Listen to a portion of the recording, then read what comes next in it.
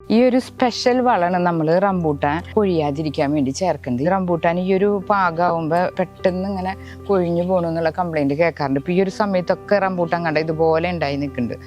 ഇത് കൊഴിഞ്ഞു പോവാണ്ട് നല്ല വലിപ്പത്തിലും അതുപോലെ നല്ല മധുരം ഉണ്ടാവാനൊക്കെ ഈ ഒരു വളം ചേർത്താൽ മതി.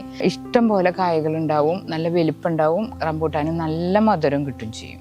ഇത് നമ്മുടെ റംബൂട്ടാൻ്റെ തൈയിന് അത്ര അധികം വലിപ്പമൊന്നുമില്ല. നമ്മുടെ വീടിൻ്റെ മുറ്റത്ത് തന്നെ നട്ടിട്ട് പെട്ടെന്ന് തന്നെ കായ്ച്ചിട്ടുണ്ട്. അതിൻ്റെ ഒരു വീഡിയോ ഞാൻ മുന്നേ ഇട്ടിട്ടുണ്ട്, അതിൻ്റെ ലിങ്ക് ഞാൻ താഴെ കൊടുക്കാം, എങ്ങനെയാണ് പെട്ടെന്ന് കായ്ക്കാന്നുള്ളത്. ഈ ഒരു കായകളൊക്കെ കൊഴിയാണ്ട് കഴിഞ്ഞ കൊല്ലം നിറച്ചുണ്ടായി. അപ്പം നമ്മളൊരു സ്പെഷ്യൽ വളം ചേർത്തിട്ടുണ്ട്.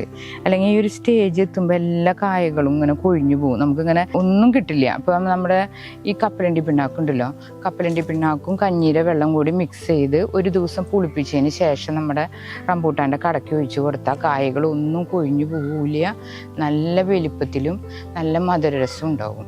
വെള്ളത്തിൽ കപ്പലണ്ടി പിണ്ണാക്ക് ഇട്ടതാണ്. ഇത് നമ്മുടെ ചെടിയുടെ കടയ്ക്ക് ഡൈലൂട്ട് ചെയ്തിട്ട് ഒഴിക്കാം. ഒരു ദിവസം പുളിപ്പിച്ചതിന് ശേഷം വേണം ഒഴിക്കാൻ, എന്നിട്ട് ഡൈലൂട്ട് ചെയ്യണം. ഡൈലൂട്ട് ചെയ്തതിന് ശേഷം നമുക്ക് റംബൂട്ടാൻ്റെ കടയ്ക്ക് ഒഴിക്കാം.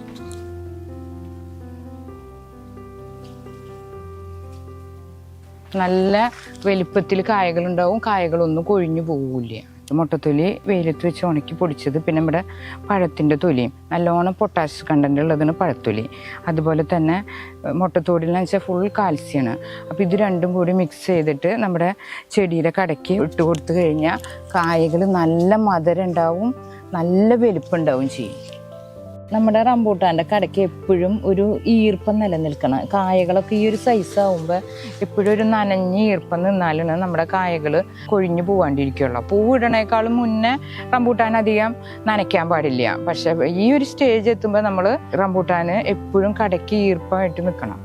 6-8 മണിക്കൂറെങ്കിലും നമ്മുടെ റംബൂട്ടാന് നല്ല സൺലൈറ്റ് കിട്ടണം. അത് നമ്മുടെ കായകൾ എണ്ണം കൂടാൻ സഹായിക്കുന്നതാണ്.